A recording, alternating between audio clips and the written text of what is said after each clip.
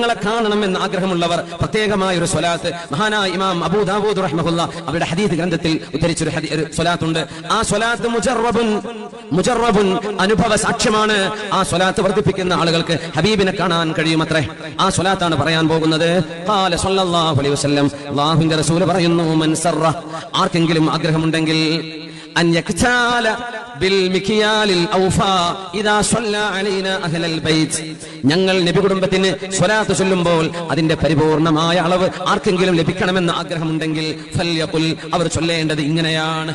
ഇനിയാണ് ആ സ്വലാത്ത്, ചെറിയ സ്വലാത്ത്, മനസ്സിലാക്കി വെക്കുക. വേണ്ടവർക്ക് അത് റെക്കോർഡ് ചെയ്തോളൂ.